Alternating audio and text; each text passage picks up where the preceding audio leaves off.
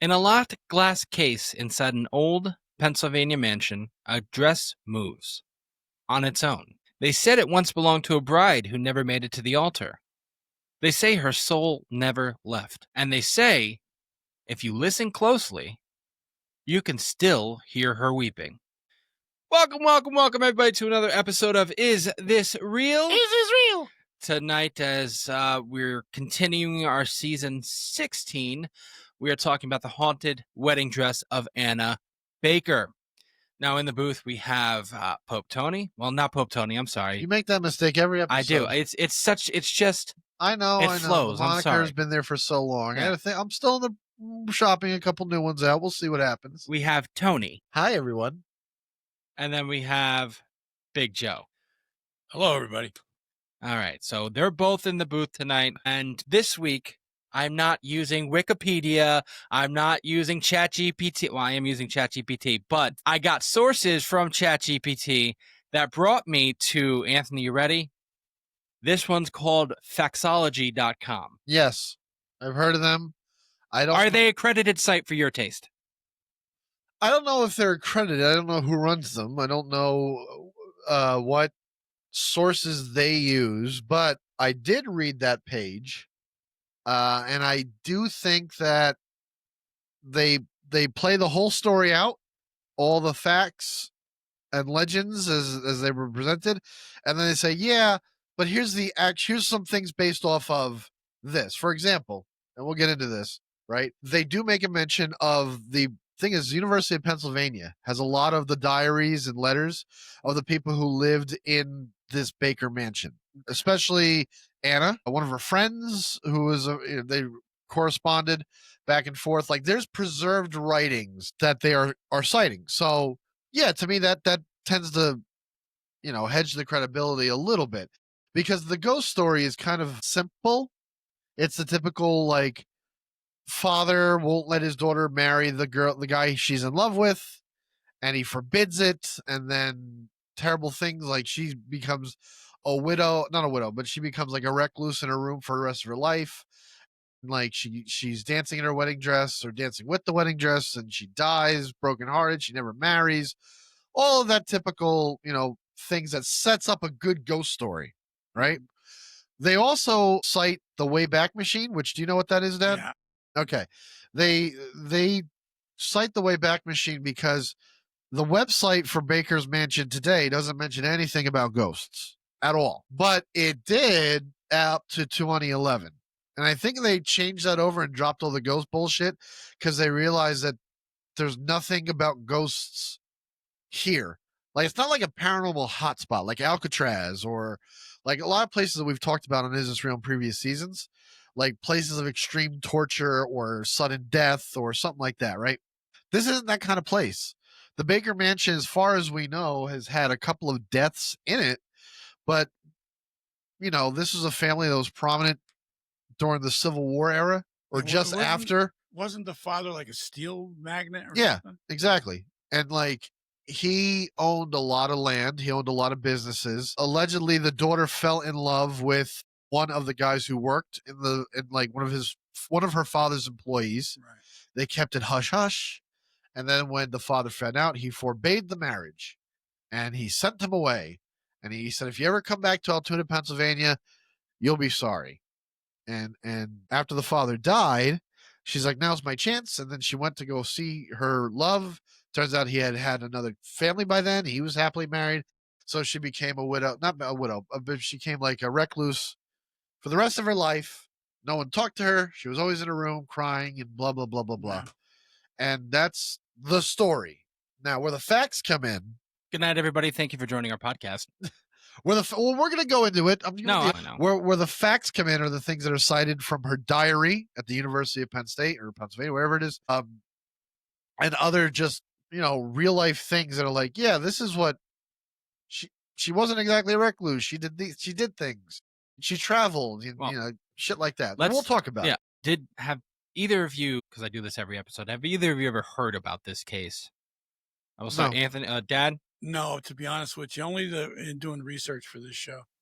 All right. And Anthony, no? No, I never heard of the haunted wedding dress. No. I mean, of Anna Baker. You probably heard of haunted wedding dress stories before. Yeah, there's always like famous woman in white stories, but that's usually like someone dies on the way to somewhere to meet the love of their life, Well, or got one right up the yeah, street with here, Annie's Road. Annie's Road. Or it's the woman who went crazy and drowned her kids, and now she's like La Llorona of Mexico. La Llorona. Yep. So there's always like, even in the Haunted Mansion Disney World, you have that they tie a famous, they tie that narrative into the story of the Haunted Mansion. Like it was a bride who didn't get married, and it's an animatronic there, so it's spooky wedding dress bullshit. All right, so let's get into the story. So this is about David Woods Baker. So in the mid 1840s, wealthy iron master Elias Baker hired architect Robert Carey Long Jr. to build his dream home in Altoona, Pennsylvania.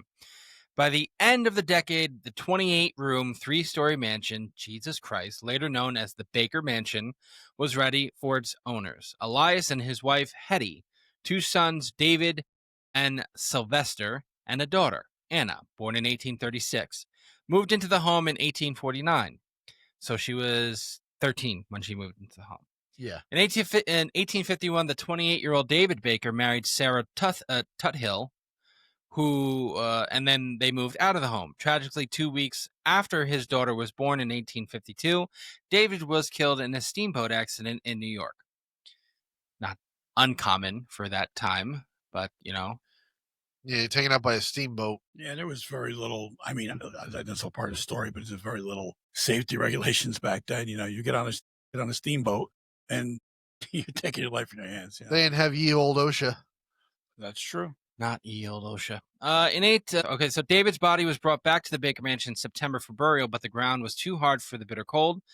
Elias stored his son's body in the basement ice room until the spring, when the family was finally able Jesus to. Christ.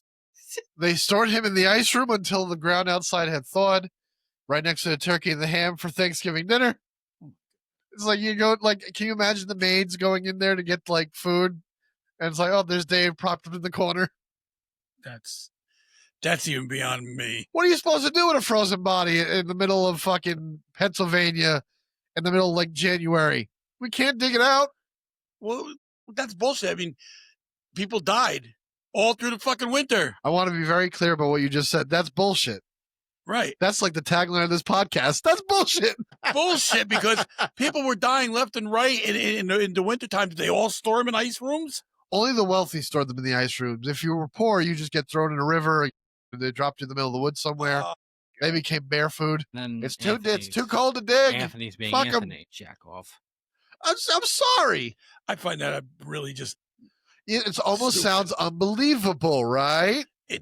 That to me makes no sense. But anyway, go Okay. ahead. I mean, it does sound believable. I mean, where the fuck do you think they're going to put the body if they're not going to cremate them? Why not? But what about all the other bodies that are dying all through Pennsylvania? It's a tad cold during the winter. We're not talking about a story about that. We're talking about this story. Right. I think there probably could have been other fucking stories, other people that's been left in a cold room or whatever. Let's just chalk Do it you up. understand what I'm saying? I get what you're saying. Let's just chalk it up to he had some really lazy grave diggers. Okay. They said it was too cold, ground's too hard. Let's Sorry. go with that. Okay, yeah, we'll go with that. This is why. Right next to the peas and the corn. Well, here's a picture of Anna herself right here. So we'll continue reading. 1854, while visiting her father at the Allegheny furnace, which Elias owned. Allegheny. Whatever. Allegheny sounds like an Italian mobster, but okay. Whatever. Which Elias owned, Anna Baker met and fell in love with one of the steelworkers. Though she was now 18, Anna kept the romance a secret from her family, as she knew her father would prohibit her relationship with his employees. That makes sense. You don't mix business and pleasure. Okay. For the next 2 years, Anna's relationship blossomed. The two sent each other secret letters and would sneak a few fleeting moments together whenever Elias stayed late at work. It wasn't as long after that Anna's boyfriend proposed, and she happily accepted. Anna picked out a beautiful wedding dress, and the two made plans to marry, but they also planned to leave the state to avoid the ire of Elias. But Elias, go ahead. I just wanted to say something.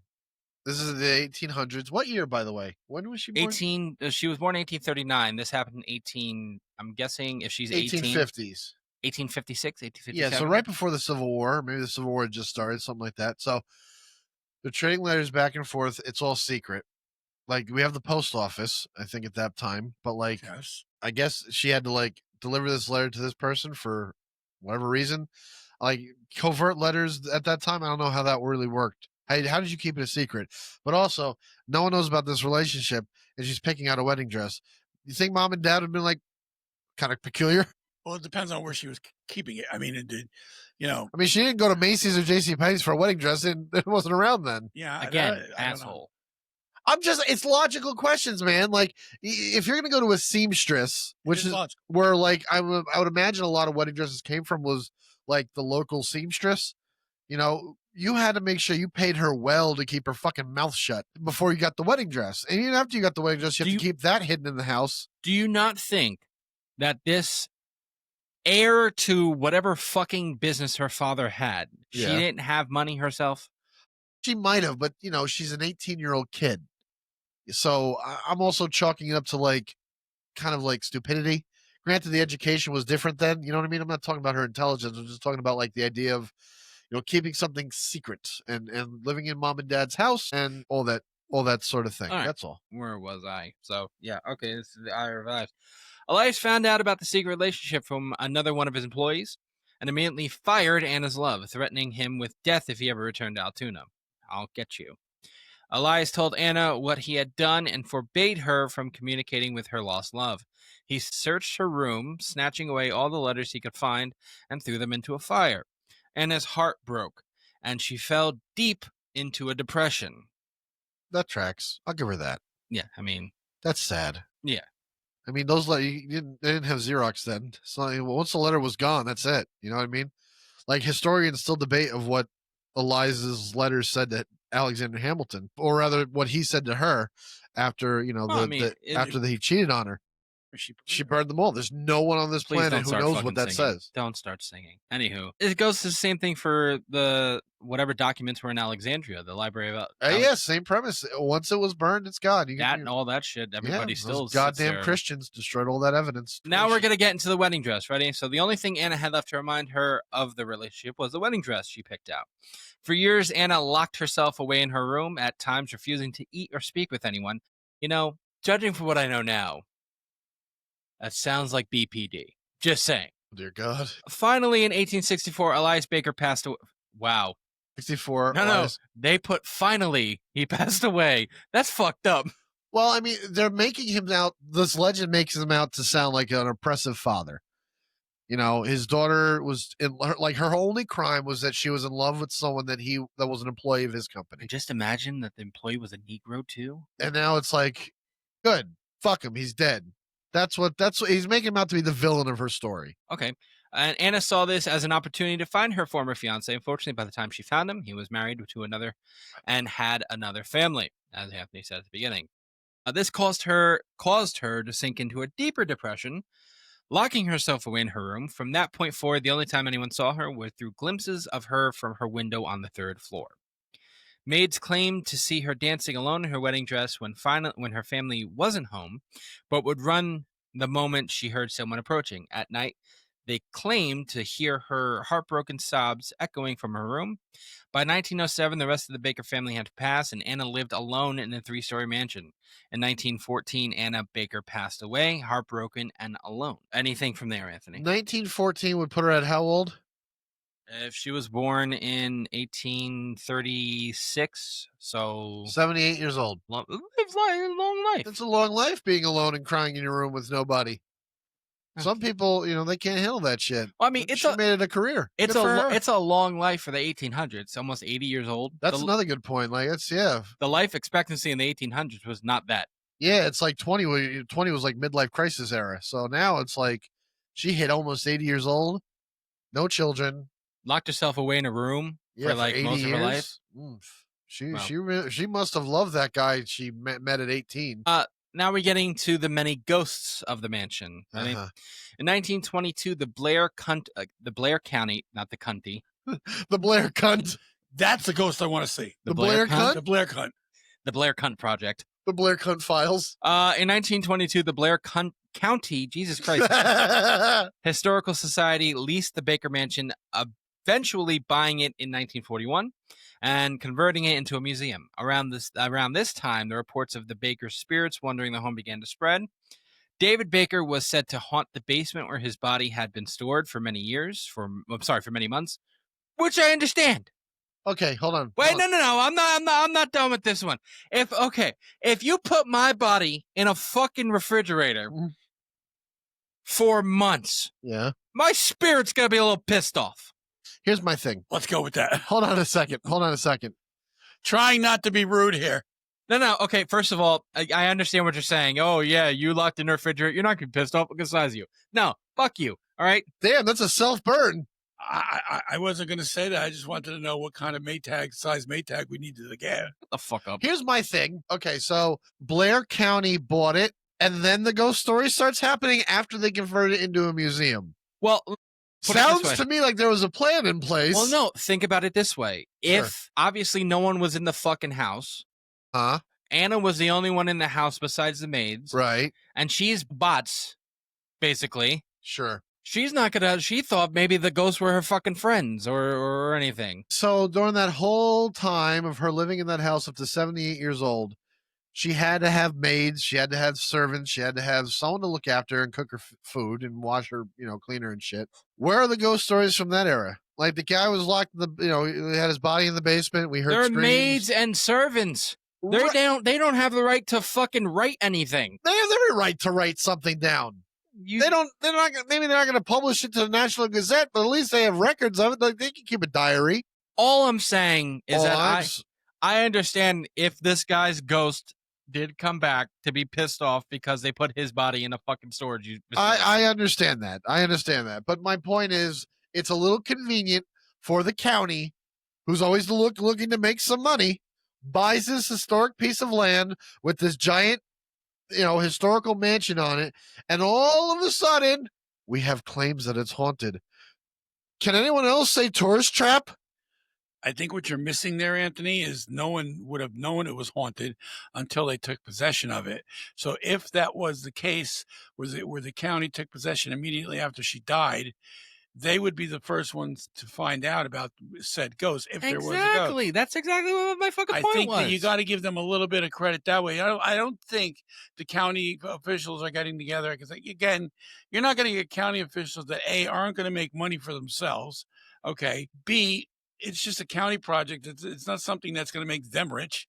Okay. And I mean, yeah, and C, it's a fucking mansion. Yeah, I get that. Wait, it's a mansion with basically no historical value because the only historical value to it would be, these rich entrepreneurs owned it. Right. The fact that it is a giant mansion in Altoona, Pennsylvania, 5 hours from where we live right here. It's right in the middle of fucking Pennsylvania. Like that's too far into Pennsylvania. Exactly my point. No one's going there. It's like we need something in Altoona. The toll booth between New Jersey and Pennsylvania is far enough in Pennsylvania for me. It's like we need something. What's happening here? No one's coming here to our town needs money. Fuck it. Others have claimed to see Elias and Hetty Baker wandering the halls at night, usually dressed in all black. Elias is said to also haunt his office where things will move inexplicably. I said that correctly.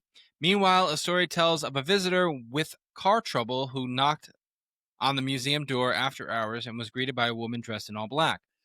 When the visitor asked for help... Sounds like Rocky Horror to me, but okay. When the visitor asked the woman for help, she closed the door on him. Bitch.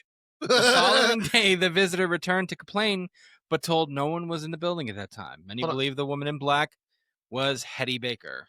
Go on, Anthony. So, guy had car problems. Let's put that, say, in the 1950s, right? Because that's when cars were like... It's astounding. It's past the point where it's like a luxury item for the super rich. And a lot of people are owning cars now. We'll just say where we are. And go back.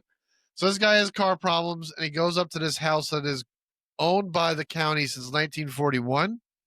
I don't know about you, but I know there's plenty of historical places around here. You just can't walk up to them if they're owned by the county. Granted, it's the 50s. I'm assuming it's the 50s. You think there's a gate there? Yeah, a gate. This is not a home. This is a museum now. Don't come knocking for help. No one's there. You know what I mean? Like, it's kind of If weird. you have a car trouble and you see lights on in a house and it might be a museum, you're going to see if anybody's there that you can get. Maybe there's a caretaker, someone, or I guess. Well, if I'm looking at images right here, and if these images are true, there's no gate around this property today. Right. It's in the middle of fucking nowhere. It's like on a big piece of land. So what would you assume that there would be a gate back then? Well, I'm assuming you can't see it from the road. Like, there's a long driveway to get to the building. And it's the middle of fucking Pennsylvania. That's the only building around. I guess. Keep going. In 1907, Sylvester Baker, now requiring a cane to walk, took a nap in one of the sitting rooms. When he awoke, he suffered a stroke, collapsed, and died in the room. His body was found hours later by one of the maids. Today, some claim to hear the sounds of tapping from a cane coming across from the sitting room. Many believe this is the spirit of Sylvester Baker wandering the home. Okay. It could be, I don't know. All I know is something like that could be negative. It could be energy left behind.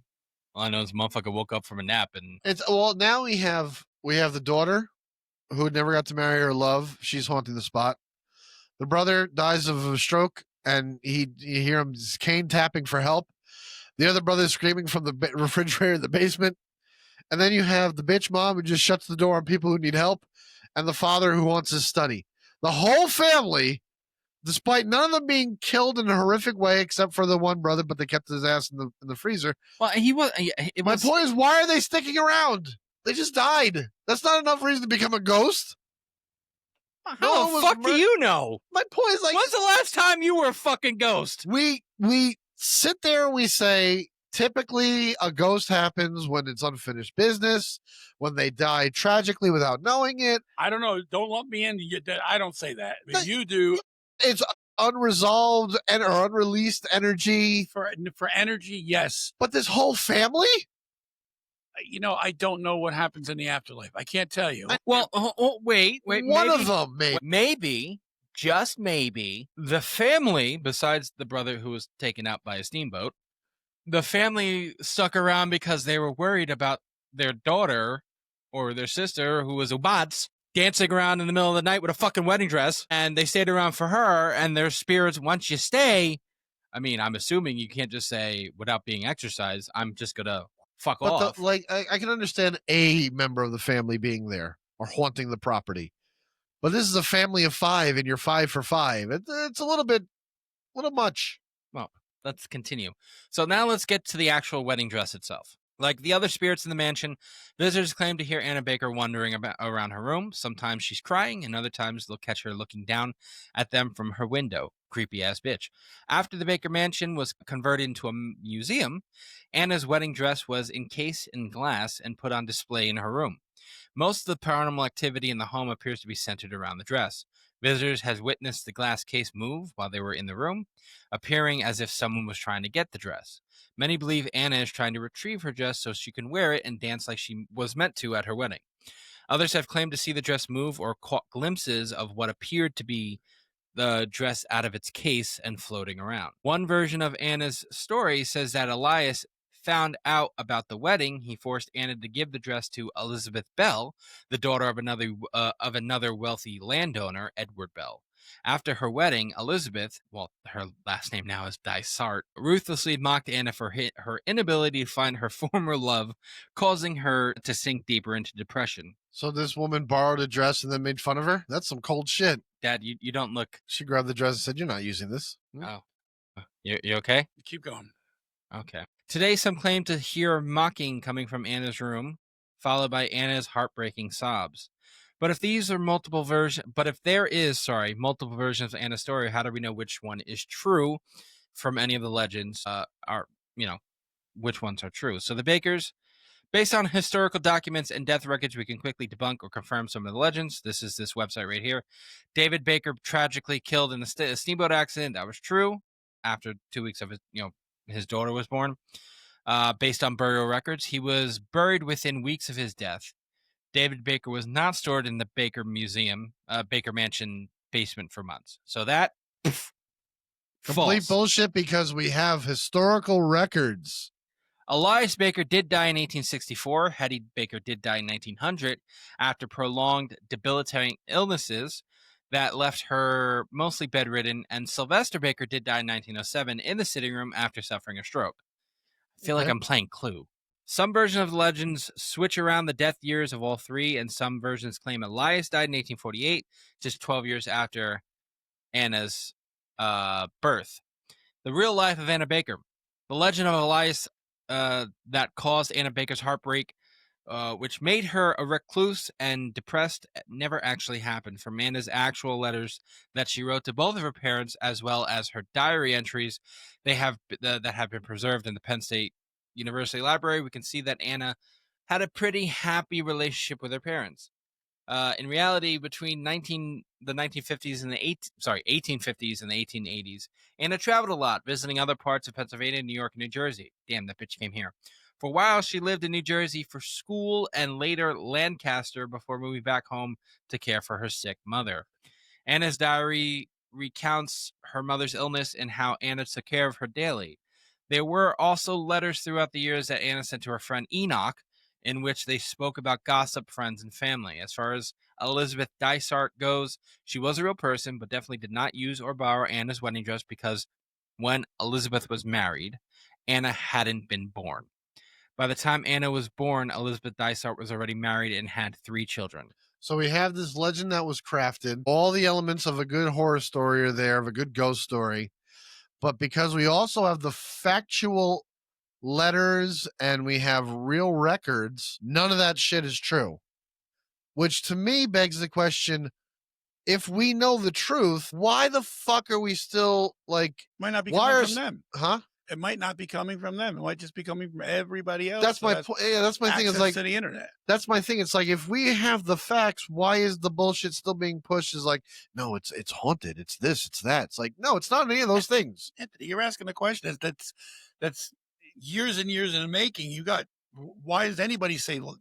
Well, You'll start hold on. stories about people. I mean, Hold there's on. one thing Wait. What did we learn by that? What did we learn before? When the legend, becomes fact, print the legend. Yes. It's the reason why we still teach kids that Columbus sailed to prove that the earth was not flat. That's And not same, true. Same thing. The reason we talk about the dickhead who made the midnight run, and he didn't do that. No, Paul Revere did do a midnight run, but Israel Bissell he ran it further. Like, that's where the legend came from, but it's easier to cite Paul Revere because it rolls off the tongue better. Yeah. So Like, I think Paul Revere ran 6 miles. The British are coming, or something like that, or 10 miles. And Israel Bissell ran like 40 miles doing the same shit. here's where it changes, though. Anna did go through a tragic heartbreak. As a child, Anna's best friend and schoolmate was a girl named Annie Porter. In the letters from 1860, kept at the Penn State University, Anna details the death of her cousin William Lawrence from a prolonged, unspecified illness. It's revealed in the letters that Anna Baker and William were in love, and Anna was unable to make it in time to see William before he died. So she loved her cousin. She fell in love with her cousin. Her cousin, or was it Annie's cousin? That's the way you read it. Sorry, Annie. My bad. Yeah. So she was in love with her friend's cousin. Annie. Yeah, I know what you mean, but I just completely. Yeah. So she was in love with her friend's cousin. Yeah. Friend, he was dying. She never made it to say goodbye before he went belly up. Based on the letters and the diary entries, it doesn't appear that Anna Baker was involved with anyone else after William's death. Since this would have been considered odd at the time, this alone may have been what caused people to create their own rumors and reasons for Anna's choice to stay single for the rest of her life. Now let's get to the haunted wedding dress. As for the wedding dress, it doesn't appear to have belonged to Anna Baker, and like other items in the museum, it was simply an item at the time and on display there. Unfortunately, there are no pictures that are clear enough to read the plaque. It also revealed that the reason the glass case moved on its own when people were in the room was due to loose floorboards. The glass case also wasn't airtight, allowing the wind to make it appear as if the dress was moving on its own. In the early 2000s, the dress was removed from display after 30 years due to deterioration from direct sunlight and air. There was also a rumor that the Altoona mayor from decades ago helped pass around the fake ghost stories in order to bring more tourist dollars. This claim appeared on several websites and books that tell the legend of a haunted Baker mansion. So it felt important to point out that this person said that I cannot find any other proof anywhere else. Right. It's a rumor. It's what they said. The mayor say it's haunted. That way more people can come and visit Altoona. Because, when someone's playing vacation, Altoona is like at the bottom of the list. It's like Altoona and then like Prison Cell, North Korea, and then Sheboygan, Wisconsin, and then anywhere in Ohio. Devil's Island. So apparently they said that it debunked the haunted wedding dress of Anna Baker. Many of the stories are told secondhand from someone who heard them from someone who knew someone who used to work at the Baker Mansion. The same stories are passed around in various websites, books, and magazines, slightly altered but with no sources. The Baker Mansion even appeared in the November 1981 issue of Life magazine as a list of most haunted places in America. Since there's really no way to verify or disprove those claims for now, they are just hearsay. There are also a few workers who have worked at the museum who claim to never have had any experience of paranormal activities. I don't necessarily. I believe them when they say, "Oh, I never saw anything, I never said anything," but I don't hold that as like the what do you call it? The benchmark to say it's not haunted. But that's my problem. Because if we're gonna sit there believe the people who say, "Well, no, I didn't experience anything." I believe them, but it doesn't mean it's not haunted. It just means you didn't see anything. It's subjective. That's what I'm saying. Like, why? Now, granted, yes, if the stories of Anna Baker were all bullshit based on historical records, that's fine, and that you could sit there and say, okay, all the story that was told is all bullshit. Yeah. Because we have proof, historical records, that is bullshit. So anything that we say, how could this be haunted? Right. The only thing I will say to that is it doesn't matter if that was haunted, was bullshit. Granted, it gives it a better story, but it doesn't disprove a haunting. No, not at all. It doesn't disprove anything, but it's one of those things to just consider when you're like thinking about like the haunted places. Like the fact that it was on the cover, well, not on the cover, but it was in Life magazine in 1981. I mean, Dad, you could speak for this. I wasn't around at the time, but neither was I. 1981, Life magazine. It seems like at the time, printed media like magazines were a real big thing, like booming business. Right.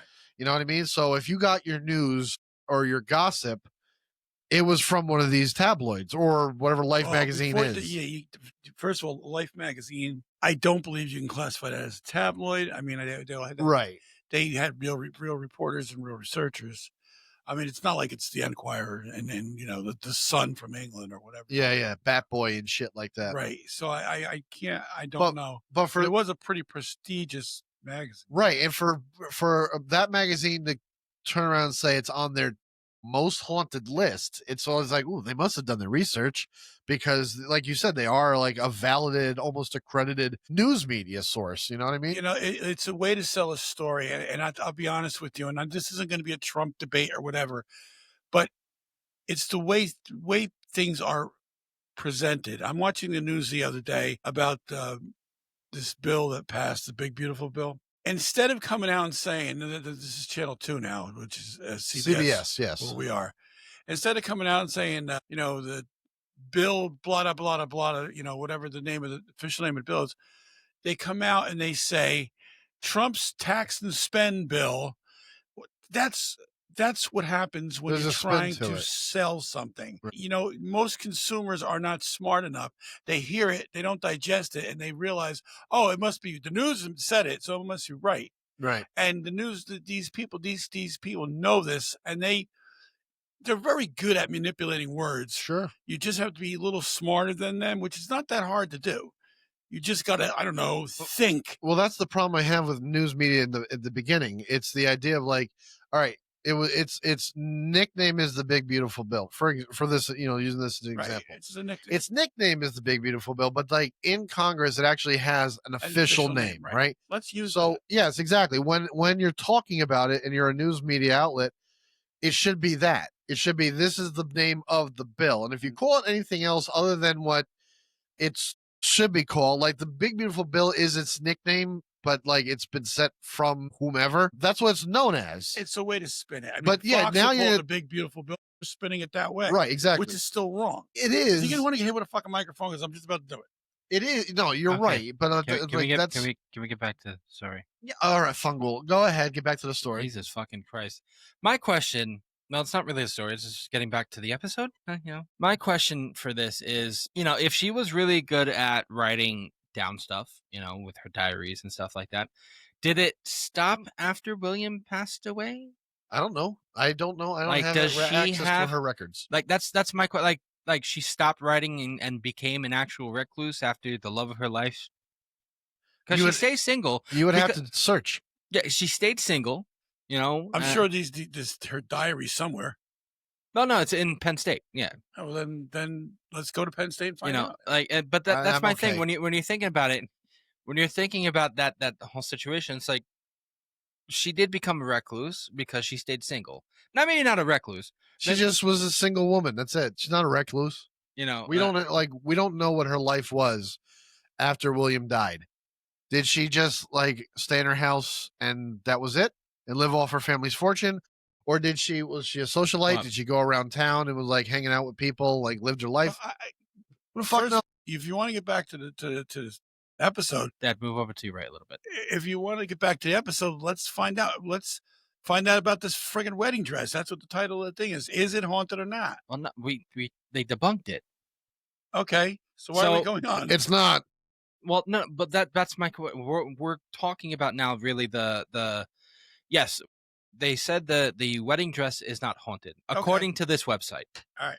According to this particular website, they said loose floorboards and draft coming into the thing, and it never really belonged to Anna Baker, and blah blah blah. The door wasn't airtight, so it had a little bit of a wiggle when you close the door. The problem with something like that is you can get a bunch of people too that go just exact opposite. Yes. So you're gonna have to be really. And they also said the stories can't be confirmed nor denied because they're from secondhand. And they're subjective stories. Yeah. Okay. So, but what I'm getting to now is basically, if we're going to talk about the mansion itself and being haunted, you can't confirm or deny that either and say it's just not haunted just because the wedding dress is not haunted. Definitively, you can't. But when you step back and look at all the evidence, you can at least go, it's probably not. Because look how much we have. We have the records showing her relationship with her parents. We know the exact dates for people's death. It's like, what are the odds? Well, if you think about it, her brother did die tragically 2 weeks after his daughter was born. Goddamn steamboats. Her mother and her father both died of an illness. Yeah, her brother later died in life. Brother died in the house tapping his cane. Yeah, brother died in the house tapping his cane. That was life alert to them back in the day. So if you think about it, these are tragic situations. Now, illness, granted, regardless if you want to say it's, tragic. Tragic or not. Well, the steamboat for sure. Yeah, I would put that definitely in square. Unless he was doing something like, look, I could warn on the fins, and then he just gets sucked in. So yes, I could. I kind of want to know the nature of the accident. Like, what happened? Yeah.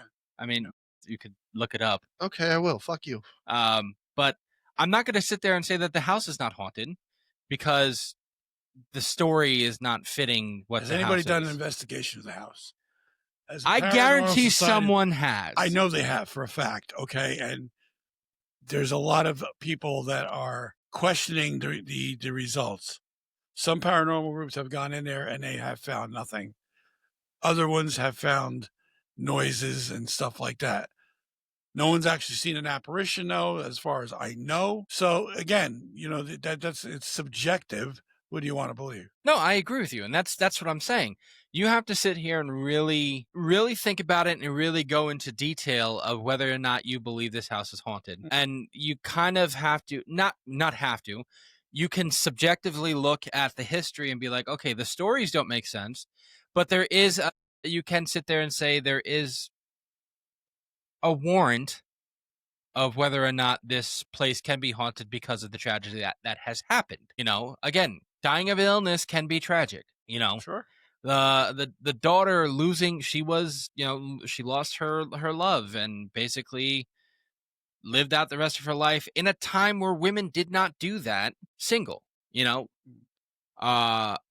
definitely right. It's definitely ripe for something.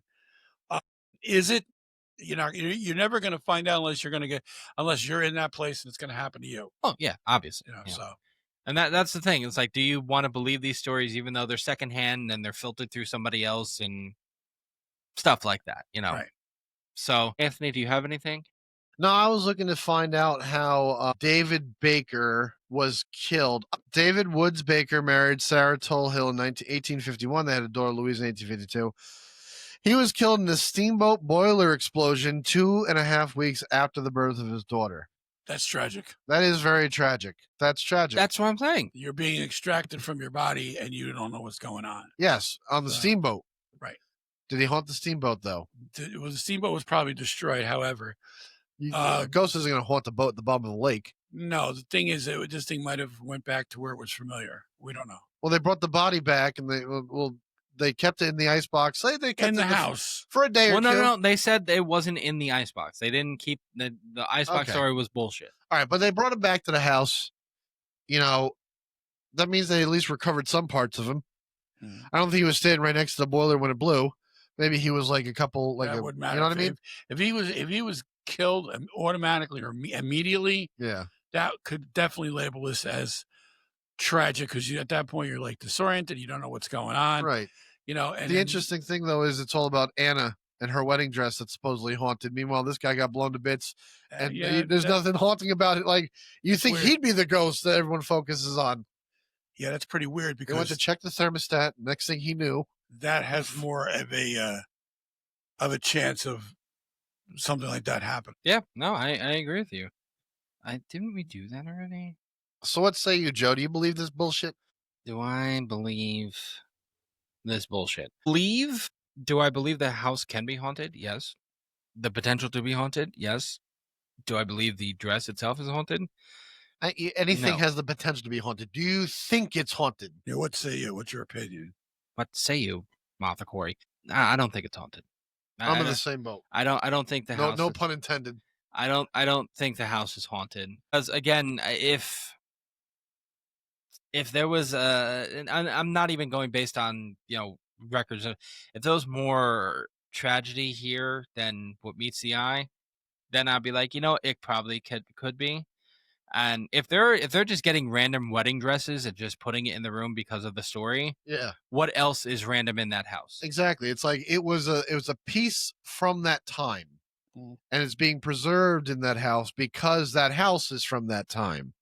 It makes sense because I think that's what a lot of these like old mansions that are converted into museums are. It's not just the stuff of the family that lived there; it's stuff that's also donated because, like, hey, my grandma had this wedding dress in 1847. Could be dangerous, but that's the story in front of right. Exactly. That's what that's also true. I was just about to say. Regardless of if it's not Anna's dress, I mean, could it be haunted by something else? That's what. Now that ghost is angry because it's like it's Anna's ghost. She's like, I'm not Anna. My name is Ethel. I was supposed to be married in this dress. And you fuckers are getting it wrong. Wow. But wow. Well, obviously, Dad, do you think it's haunted? No, I don't believe anything about this story at all. I just don't. I can't. Let's put it this way. I mean, to be open and transparent here, I would have to see more evidence. I'd have to see some footage of something happening in that house and trying to debunk it from that aspect. But no, what I have in front of me, I don't. Now, I'm not saying, it's not there. I haven't found it. I don't believe anything about this story. I don't believe it was done for money, but I just think it was a group of people. The rumor was the mayor's planted that seed. Had a choice, a chance to spook people or do whatever, make an interest where there wasn't. Now, maybe that was run by greed. I don't know. Probably. I don't know. But as far as believing the story, no, I don't believe any of it. Okay. Well, next week, gentlemen, we're talking about another painting. Yay! More paintings. We're talking about the hands. It's called The Hands Resist Him. That's what the painting is called. And if you search it up, it's actually fucking pretty creepy. So next week on Is This Real, we stare into the eyes of a painting that should have never existed. A lifeless boy, a soulless doll, and dozens of disembodied hands clawing from the shadows. Ooh, that thing is fucking creepy. Some say the painting opens portals. Others say it watches you while you sleep. But one thing's for sure, no one who owns this painting walks away unchanged. And that's next week's episode. You want to show Dad the painting? No, I'll hold it off. I don't want to give Dad nightmares. Okay, cool. So that's next week's episode. Everyone say good night. Adios, motherfuckers. Good night, people. Thank you guys for joining. We'll catch you guys next week. Remember, everybody, question everything.